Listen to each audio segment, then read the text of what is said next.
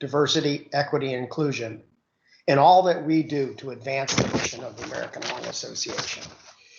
I know that we will make great strides to accomplish our DEI goals, and I want to thank you in advance for your commitment and contributions to this mission-critical work. And now I'd like to turn it over to Harold for a few additional remarks. All right. Thank you very much, Steve. And thank you, Jeff and Mark Johnson, for helping to pull this very important session together today. We really appreciate all of your efforts. And also, I would like to thank each and every one of you, our local leadership board members and volunteers, for your ongoing commitment to the work of the American Lung Association, especially noted over these past 2 years during the pandemic. I mean, we would not have been able to continue to achieve our life-saving work without your continuing support. So much appreciated from all of us. And also, I want to thank each of you for truly embracing our DE&I efforts as a nationwide organization. And as a part of our commitment in terms of putting action behind the words of our DE&I strategies and plans, is that I'd like to take a minute to introduce to you Leah Gutierrez, who is our new Chief Diversity, Equity, and Inclusion Officer. We are all so excited to have Leah join us. We know that Leah will play a key role in strategically and effectively moving our diversity, equity, and inclusion efforts forward. Leah will be working closely with each of you, our local leadership boards, and our volunteers and staff across the country moving forward. Leah brings a strong background in leading DE&I initiatives as well as change management. Most recently, Leah served as the Chief Diversity and Inclusion Officer for the Cook County State's Attorney's Office in Chicago. And prior to that role, Leah worked with the Attorney Registration and Disciplinary Commission of the Supreme Court of Illinois, where she managed their diversity and inclusion program for more than 6 years, and also served as a senior litigation counsel for more than 14 years. Leah received her law degree from Temple University, and she holds a certificate in strategic diversity and inclusion management from Georgetown University. I know that all of you will welcome Leah to our organization. And I'd like to ask Leah, maybe if you could just give us a wave there so we can put a face to your name, Leah. So. Thanks, Harold. Hello, everybody. I look forward to working with you all. Thanks, Leah. And now I'd like to turn it over to Daryl Butler. Daryl.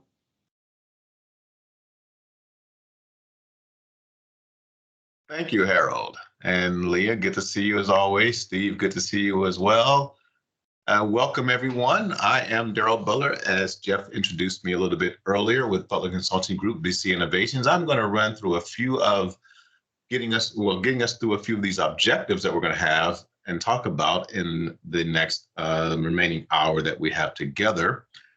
We have already done the welcome objectives. We will review the DE&I strategy and DEI, some basics around diversity, equity, inclusion as well. We're going to then highlight a key component of the DEI strategy for the American Lung Association, and that is our marketplace pillar and one of the outcomes associated with what we call outcome number 8. Jeff will explain all of that to you in a little bit. Hopefully you have actually been browsing through the DEI strategy over the last few months since we've been working on that and released it in the fall. And then identify some call to action items for you all as board members across the nation, covering our 40 boards, local boards, and plus the regional boards, in doing and executing things that we are trying to achieve for the American Lung Association. All right, so that's kind of also our agenda. This agenda kind of fits to fulfill those objectives that I just mentioned. And first thing that I'm going to do is cover a little bit of background and understanding of diversity, equity, and inclusion, and to get everyone on the same page of the approach, at least, that we've been using at ALA over the last year. I think it helps to make sure that you all as board members understand the process and the road and the journey that ALA has been doing behind the scenes, so to speak, so that we ultimately, and you're going to hear me say this, you're going to hear Leah say this, embed DE&I into the DNA of ALA. That inclusion roadmap, some critical components, if for any organization that is trying to embed and wants to embed DNA in terms of a DEI, in terms of helping to achieve the organization's objectives through and including diversity, equity, and inclusion, there's some components to that roadmap. There's the component of leadership commitment. In fact, we start our conversation off in this relationship with the executive leadership team of ALA a year ago. And I would say even before that, some engagement with the executive leadership team, even before I came on board in helping out this process. And of course, now you have Leah on board that will continue that internally as a member sitting on the executive leadership team. That again shows that commitment when we have the chief diversity officer as part of the executive leadership team. We have councils. We've developed a council. We have a very active council that has been doing a lot of the great work that you've seen coming out of the strategy, coming out of the DEI report for 2021 as well. There's the opportunity to look at do situational analysis and develop the business case. Again, we've done that for ALA. We're in the process of doing that at the national board level. We're in the process of doing that at the regional board level. And as you'll see in this conversation, this presentation, there's going to be an opportunity for you all, even at the local board levels, to continue drilling down to identify the do a situational analysis for your regional and local boards, and build that business case to get everyone on board with this concept of increasing board diversity and having the board show up in both that business development, that fundraising mode, as well as that helping to implement in mission mode also. Making sure that there's a strategic plan. That's the work that's been done behind the scenes. Training, we are in the process. We've done some training with the executive leadership team. We've done some training, diversity training with the national board membership. We are doing training and planning for training throughout the entire organization. The council has already been engaging the organization on these regular monthly open houses and the like. All of that is building our skills and knowledge to more effectively manage and lead diversity through more cultural competent ways. That inclusion infrastructure that might include things like employee resource groups and the like inside of an organization. Always communicating our success and our failures, and always measuring our success and our failures so that we hold ourselves accountable at every level in this process, in this journey. This is a journey that has been taken and embarked upon the executive leadership team at ALA. Is a journey that has been embarked and taken upon the national board, and now we're rolling this across regional and local boards as well, which is why you're part of the conversation today. As part of that journey, as part of implementing diversity, equity, and inclusion into how we do the work better in the mission that we set out to achieve, I always like to pose 5 critical questions around diversity, equity, inclusion for leaders to think about. And as board members, we're looking to you as leaders to also think about these 5 questions. first question is, how are we defining diversity, equity, inclusion at the organization level and the like? We're going to look at some definitions in a moment. Next question is, what is leadership's commitment and how is it shown? It does, notice the statement does not say how committed is leadership. I look at commitment not in degrees. I look at commitment as yes or no. Either we're committed to something or we're not committed to something. In this case, we're talking about either we're committed to diversity, equity, and inclusion for American Lung Association, or we're not. Either we're committed to building board diversity and enhancing our culture on the board so that we have a culture of inclusion, or we're not. That's the challenge that we're going to pose to you, even as at the end of this conversation, as you move forward in exhibiting your commitment to this process. And if you're not fully caught on board yet, because we understand that, then there's an opportunity for us to answer that third question, which is the link of diversity to our mission and organizational objectives. Getting fully on board by understanding the business connection of how diversity, equity, inclusion will help us to achieve our business and organizational objectives even better is a way to help us build our commitment. And because when the challenges show up, the challenge of increasing representation on the board, the challenge of identifying and addressing any cultural nuances that make it more challenging for people who bringing in differences to want to stay on our, who want to join and stay on our board.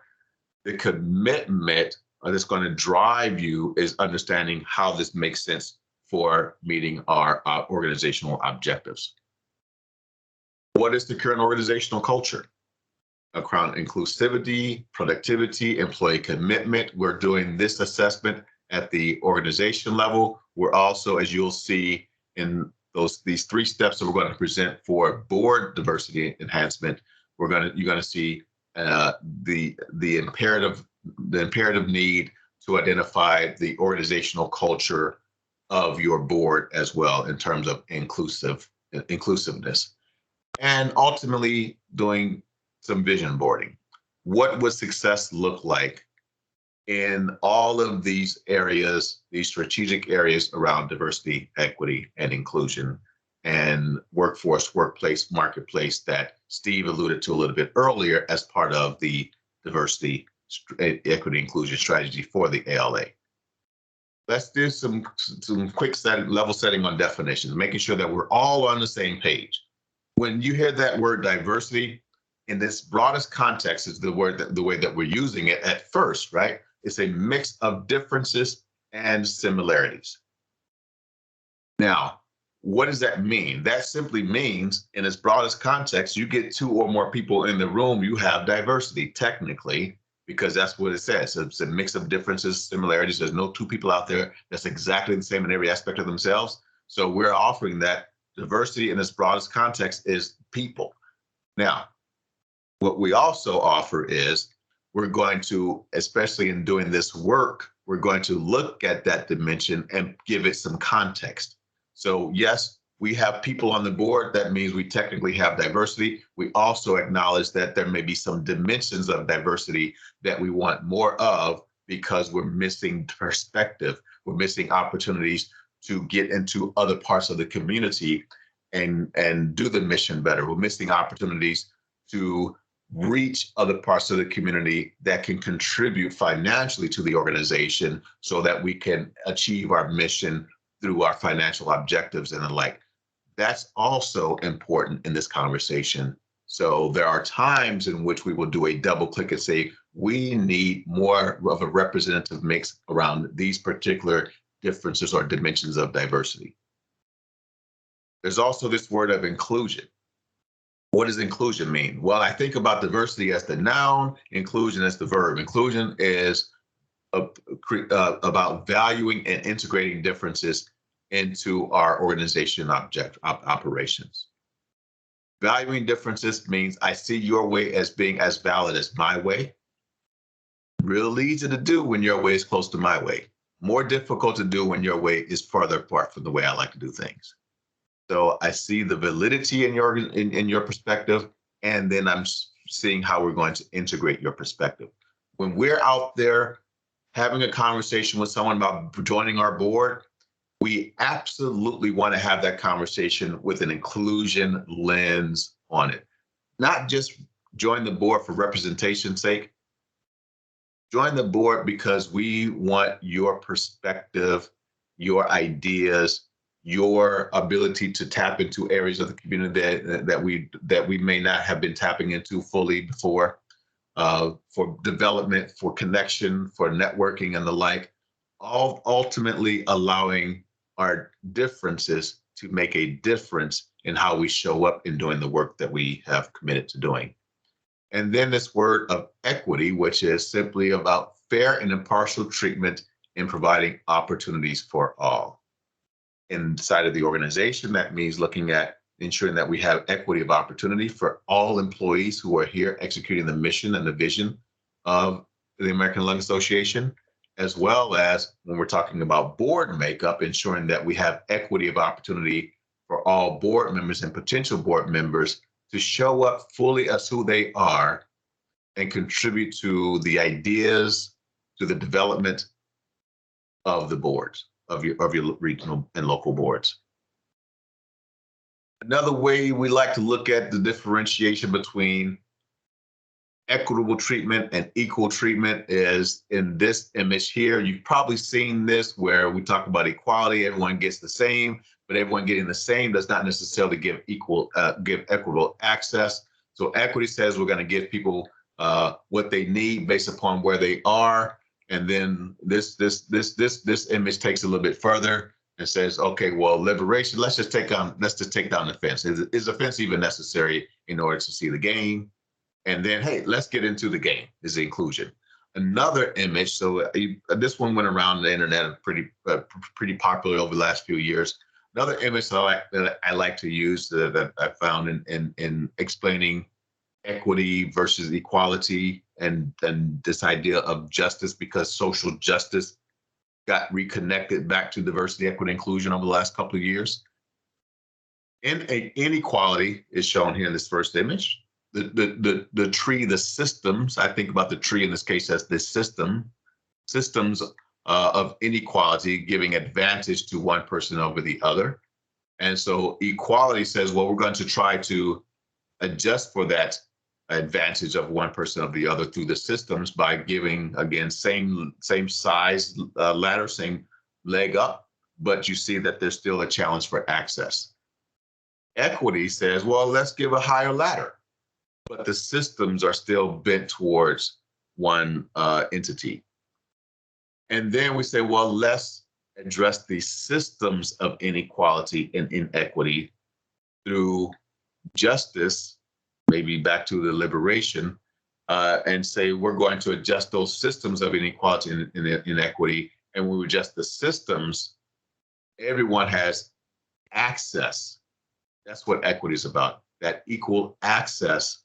And the source actually becomes more bountiful. If you notice, there are more apples on the tree to be in this justice piece.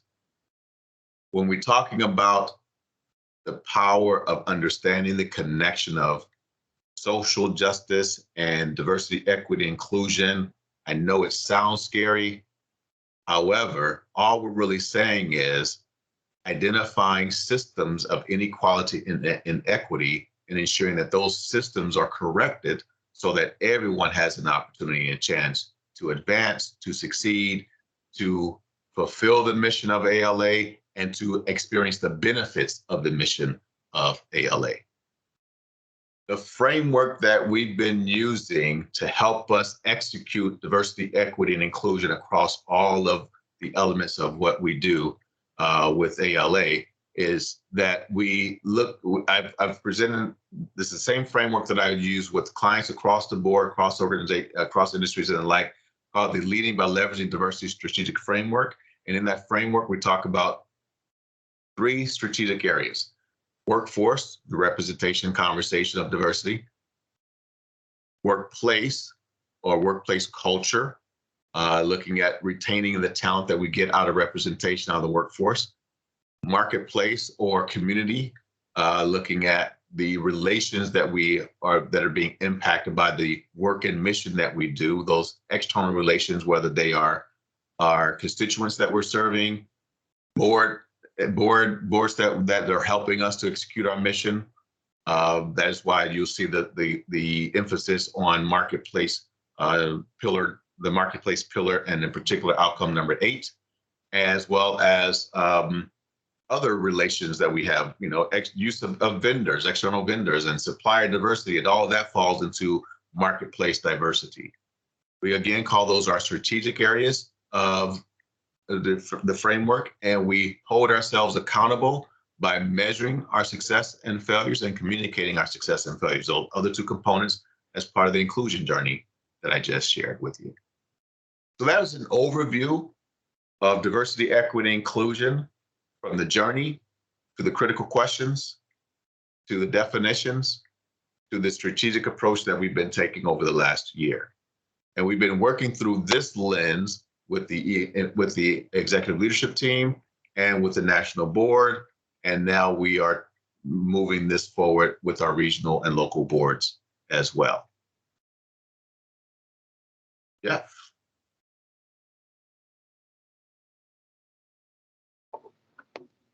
Thank you, Daryl. And just want to remind everyone, you had some applause there, Daryl, so you should take a bow.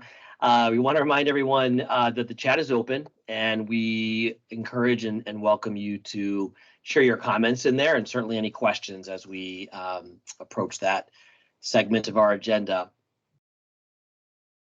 So I don't know, I have to take control, apologize. Okay. So as you know, over the last 2 years, just under that, the Lung Association has been discussing the importance of diversity, equity, inclusion to our organization, as many have, and we began forming our DEI strategy. As we have been sharing here on this call, this is a journey and a process for the organization, and we are truly at the beginning of that journey, so we want everyone to keep that in mind. In conjunction with our DEI Council, the Lung Association centered around our DEI mission and vision that you see here on this slide.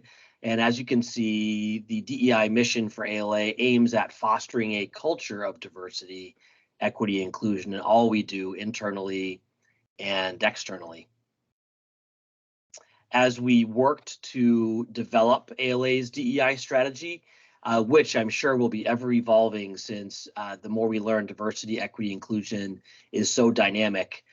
Consensus came around these 3 areas, as you've heard earlier from Steve and Daryl, for our DEI strategy. Workforce, which encompasses talent and recruitment and retention, I should say, for our staff, as well as talent development and advancement, so more of an internal strategy. Workplace, which encompasses equity and a culture of inclusion. And marketplace, which encompasses our strategic imperatives, our mission focal points, and the work we do in our communities.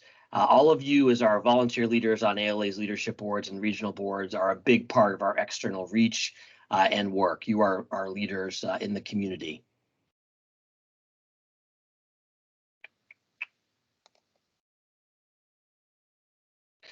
So of these 3 strategic areas, let's take a few moments to talk more about marketplace strategy, since that directly involves all of our leadership boards and regional boards.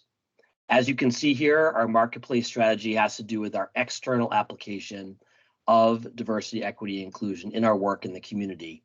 This encompasses so many things, including our health promotion and advocacy work, which are 2 notable ones, as well as our volunteer boards, all of you, and our fundraising events. So all of the work that you as our volunteer leaders plug into and engage all of your networks, your friends and your colleagues in. It also involves our constituents, people in the community who engage with the Lung Association for lung health information, to advocate for key local, state, and federal issues that will improve lung health and prevent lung disease, and those who engage with us to raise awareness and raise funds to support the Lung Association's mission. And we know, again, you're involved in all of those areas. The community is key for us, and as volunteer leaders in our boards throughout the country, we know you agree with that.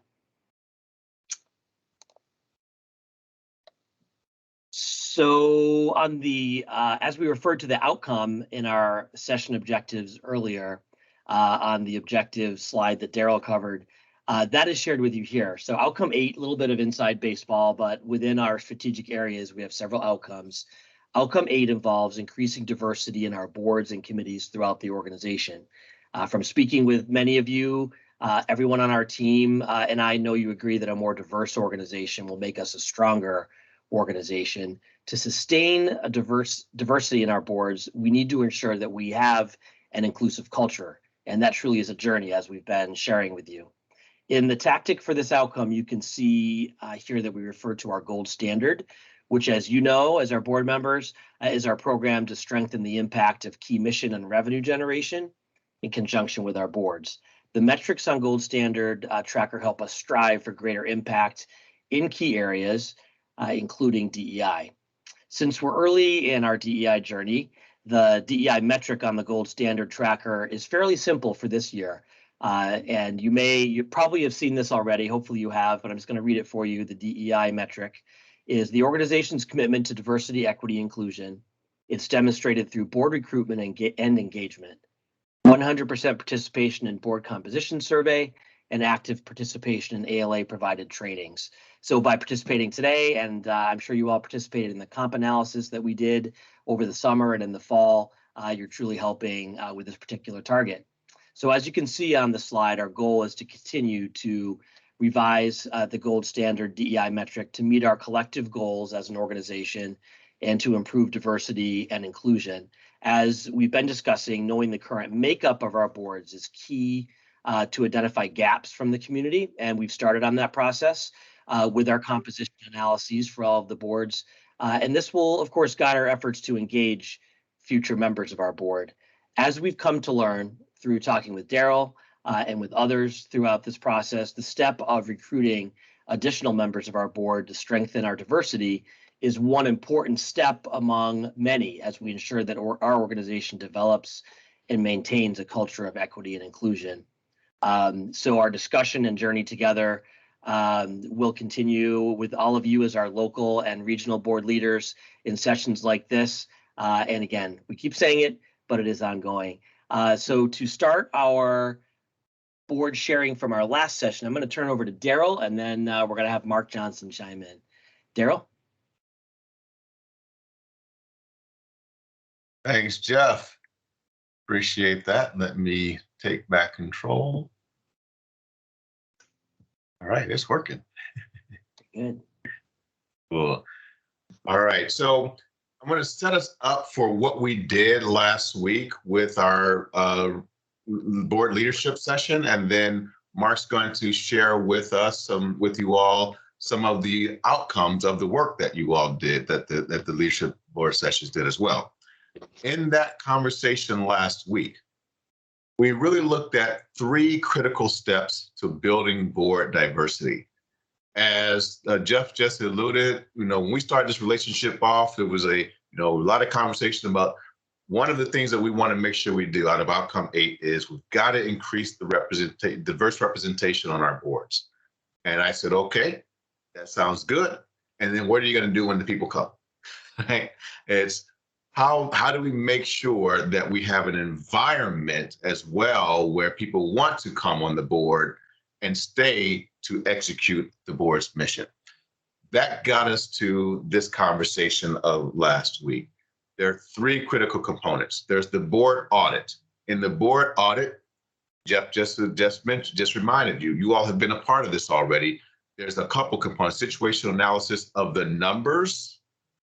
You've been working on that with those regional board reports on the representation numbers, as well as situational analysis on the culture of the board also. And then setting some board composition goals. We introduced a very cool tool by Board Source called a composition matrix to help out with those conversations. You'll see that in the rollout when we start rolling out the toolkit that we're going to use provide as a resource, increasing board diversity. The composition analysis, composition matrix is a great process, great tool. We also then have the inclusive environment step, and that's that critical component that I keep talking about, right? It's how do we ensure that we're embedding diversity, equity, inclusion into the DNA of the board and the ALA, and in that process, uncovering any barriers that might get in the way of people wanting to come and stay on the board, uncovering and addressing privilege. What is privilege? The advantages that we have simply because we're in the dominant cultural group on any particular dimension of diversity. So we want to examine any dynamics of power and privilege playing out inside of boards that you may not even be aware of, but we may get called out on when we bring in new voices and new perspectives. I'll do a quick share of an example. One board that I was a part of, nonprofit board that I was a part of here in Orlando, Florida, some years ago. One of the challenges that I was having on that being a board member was that the executive director, the president of the actual organization, and I were having some major clash. Now here's what's interesting. We, on the surface, look very similar. Both African-American men, around the same age group, different life experiences, but nevertheless, right? And good relationship when we started. However, one of the things that I bring to a board is, one of the things that I bring in any environment that I'm in is, as I like to describe myself, I like to look for that which is unseen. So I'm constantly asking questions to get us to think differently. Well, the president of the organization felt like that was, in the words he expressed, always going against him. And so we found ourselves with clash. And my thing was, well, this doesn't feel too inclusive. It doesn't feel like you want differing voices. It feels like you want yes voices. And I'm not going to join the board, do a yes voice, if I don't see that there's a yes in the answer, if that makes sense. And so for me, it was difficult for me to stay on that particular board because my voice wasn't being heard. Identifying biases and privilege has a different look and connotation sometimes than just looking at Black, white, men, women. That's why I wanted to share that story. It's really about looking at the whole composition and the impact that we're creating, of the culture that we're creating.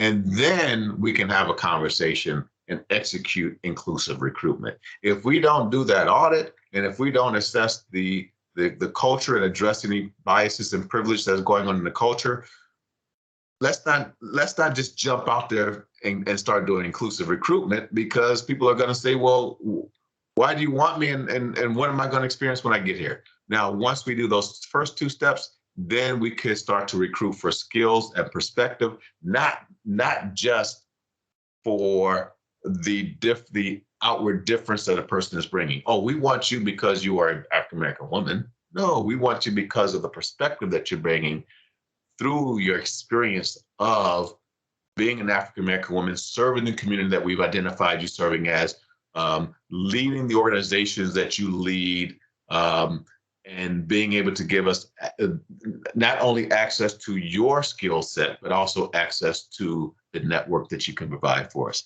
And getting out of the box in our recruiting strategies, getting out of the box, not just asking for, looking at the circles that we're already in, because we will perpetuate the recruitment that we already have. But it's stepping out of the box and thinking, what are some areas that I never go to in town? And how do I go to them? How do I connect with these professional organizations like National Black MBA or NASHEMBA or the like? Right? So those were the 3 steps that we presented last week. And then we went to some breakout groups, and Mark's going to share with you what happened in those breakout groups. All right. Well, thank you, Daryl. That was really helpful, and I think helped help people kind of understand what this is all about. And as Daryl mentioned, we had a really good session last week, and that was with our chairs and vice chairs of our leadership. and local leadership and regional boards, and really just to get together and get feedback from our volunteer leaders on this important discussion that we're having with boards across the country, and why we're having the discussion today. So I know we've talked a lot today about ensuring that DE&I are part of our DNA and culture within the organization. But as we've talked about, this is a process. This is not just a solve. This is a like a lifestyle change, right? And this is something that we really need to embrace. It doesn't happen overnight, and it's going to take real commitment. It's going to take openness. It might even have difficult conversations, but we need to do it, and we'll be better for it, and we'll serve our community in a much more robust way. So going back to what we discussed last week in these breakout groups, I've got a few things to share with you. I do want to let you know that this is, I feel like it's the top of the iceberg, that the actual real takeaways are having these discussions and hearing from people and really getting to know it. So I'll share a few things that we heard and that we, aggregated, but really the importance here is to go back with your local boards, with your staff, and have some real discussions about what we can do to better represent our communities and get that diversity of thought. So a couple nuggets. Number one, go outside your comfort zone of your existing networks to identify and recruit prospective board members. I know we like to lean on, okay, well, who do I know? Well, a lot of times the people you know are within your own community. So you're not really expanding the diversity of thought. You're not really getting out to represent, all of your city or your town or county. Number two, be honest and acknowledge representative voices that are missing at the table and how that might impact your decision making. And that goes back to taking a census of, what does a board look like and what does your community look like? Studying that board composition in detail and truly understanding where you are today and where you feel like the most optimal state is going to be to get that diversity of thought and to represent all the areas of the community that are affected with lung disease. And then the last one, reach out, proactively engage with partner organizations to identify board prospects. And in our breakout session, one of the things that I thought really hit home was don't just go out with an ask. Hey, we want you because you have a diversity of thought to be on our board. How are you going to help them? How are you going to help their community? How does the ALA mission make sense to this potential board member? And then all of a sudden, you're not selling them; they're selling you on why they want to be on the board. So there's a different approach as opposed to, oh boy, we got to fix something here. No, the ALA mission is really important. It's important to all communities across the country. It's important to some communities are disaffected even more than others with health inequities that we've seen across. So that there's a real opportunity here for us to expand our mission and bring more folks in that can help us with that. So I just wanted to share some of these food for thought, and we're going to continue to learn and contemplate how diversity, equity, inclusion can make our organization stronger. And just remember, your role as a board member is really important in this process, and is really important to continue to live it. And as Daryl mentioned, this is a commitment. We're committed. We're all committed. And so I'm just happy to be part of it. I'm committed, and I know you are too. So thank you for being here. Over to you, Daryl. Thanks, Mark. Excellent. Sounds like you paid attention to that breakout room. I love it. All right. So taking it back, as we move forward from today's conversation into your local board discussions, those discussions, the outline of those conversations will be hand in hand with these three main steps. During the local board audit, you're again already in that process. I would offer that if you haven't used the composition matrix for that specific board audit, again, great tool, great resource. We'll provide that. It really helps us to look at a wide range of dimensions of diversity and assessing, what dimensions we have on the board, what dimensions we don't have on the board, what dimensions that are in potential board candidates and the like, and so we can start to fill in any particular perspective and experience gaps. Assessing and again, building an inclusive culture of the local board.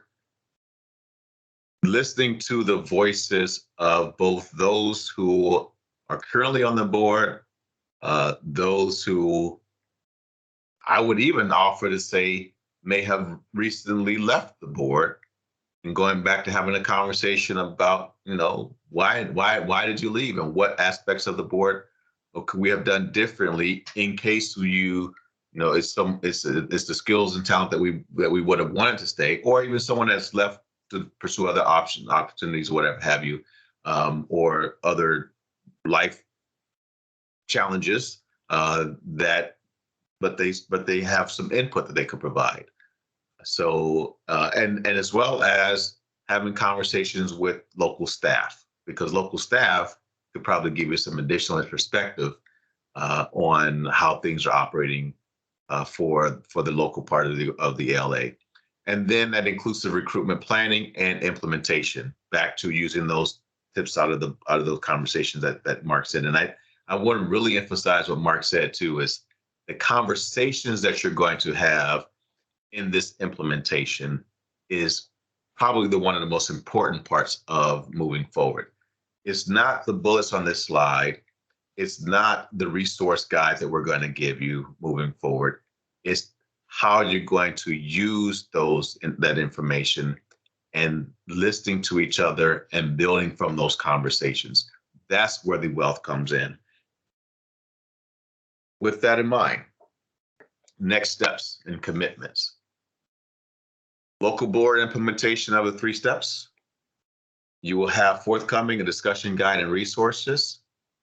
Leah and I will be working on that together and identifying your role and your commitment to this journey. And notice I said it is a journey. It is not a destination. You don't go out there, get 2 of them and 2 of those on your board, and now you've arrived. No, this is a journey of a commitment for the board, for ALA, for the mission, to embed it into the DNA. We are now going to open up. I don't know if any questions came through the chat yet, but we would like to open up the chat for any questions.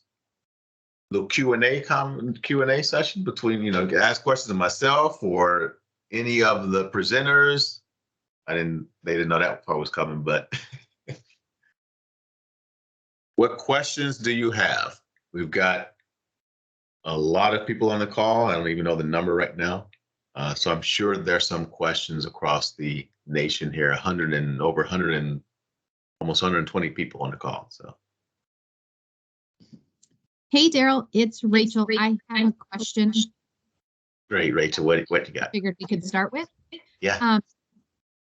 What are some tips? What are some tips for diversifying our own personal networks? I like it. Yeah, that's a good start, right? I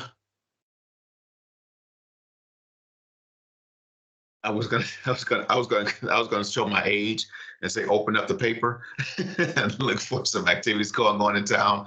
However, maybe open up Eventbrite, but there are, or Facebook or whatever have you. The cool thing about social media these days is that you could use social media to find things that the algorithm says you might be interested in this based upon how the things that you've been going to or looking at already.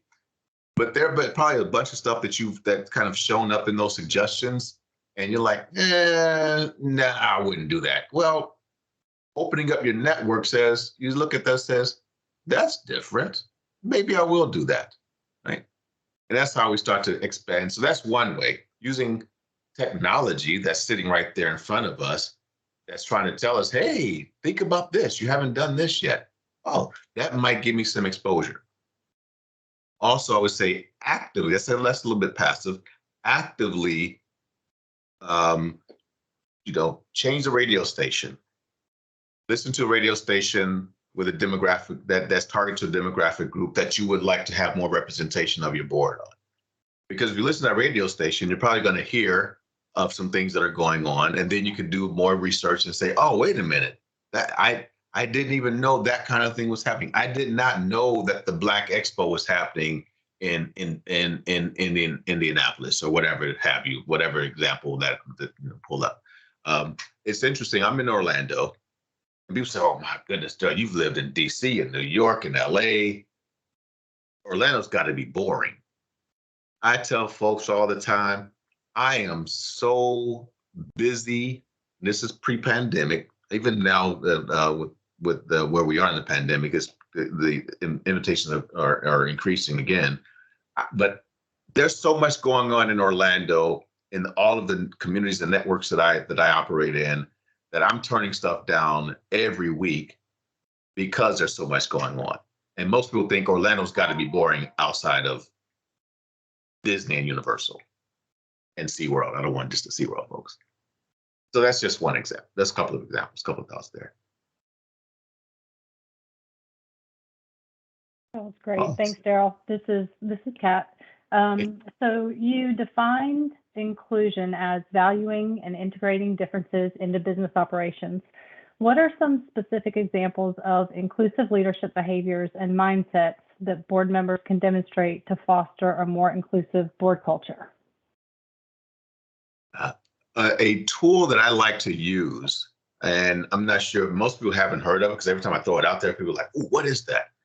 It is what I call the 6 steps, 6 hats. I'm sorry, the 6 hats. I can't remember the full name of it, but it's a system, a process that helps us to force us to get other perspectives.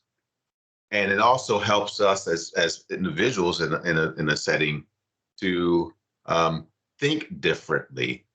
So there's like one hat that's I think they have colors: green hat, red hat, yellow hat, and the like. 6 thinking hats. Thanks, Leah. The 6 thinking hats. So this in the 6 thinking hats. So one role is the contrarian role. Another role is the yes role. Another role is the possibility role. I can't remember all the roles, but the cool thing about the 6 thinking hats is that it forces the idea of differing perspectives, and we're actually not. We're actively seeking different perspectives, and we're actively showing up in the role of differing perspectives as well. So that's I love the resources that are showing up in the chat there. So that's one of those examples. The other one is in this conversation of power and privilege, and I know we just touched upon it briefly.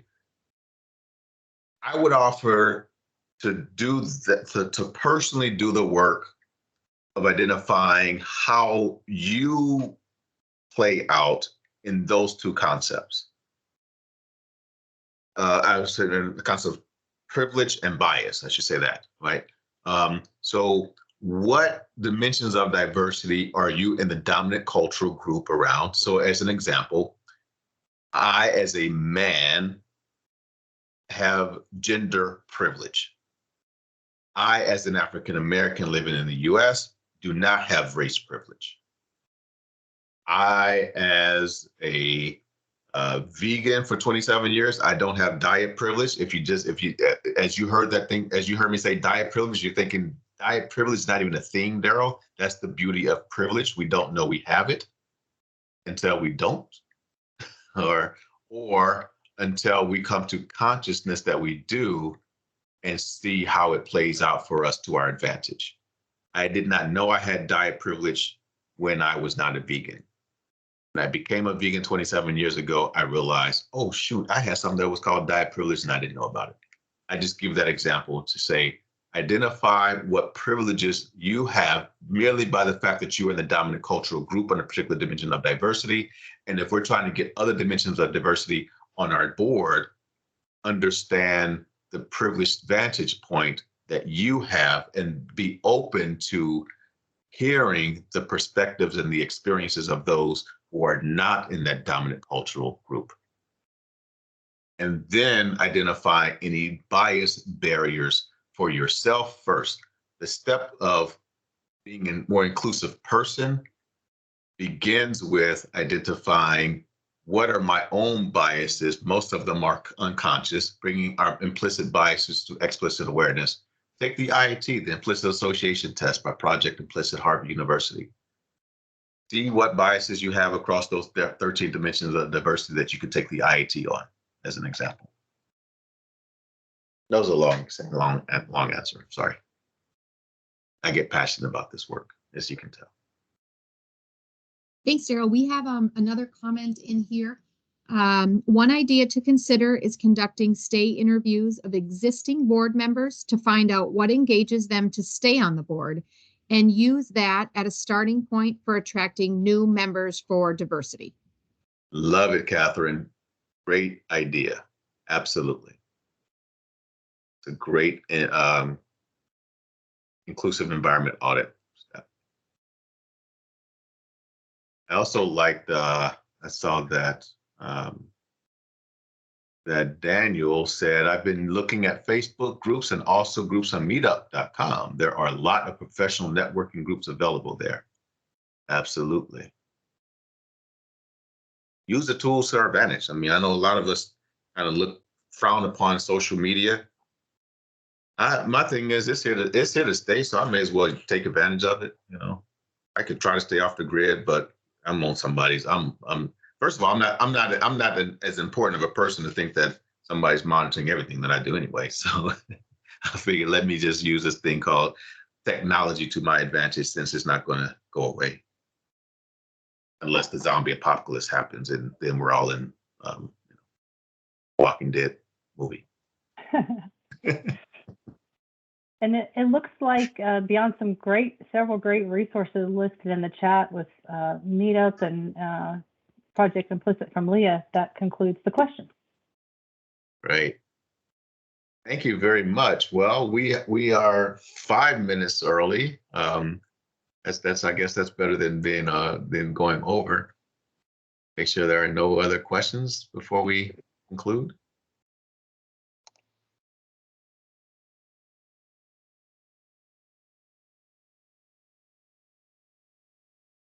Great. Well, thank you, Daryl. We really appreciated the session today. We know it's just the beginning, and we look forward to looking at the discussion guide and the next steps together as boards that both you and Leah are going to help set up for us. So thank you, and thanks to everyone who took time to join the call. We will be sending the deck and the recording out.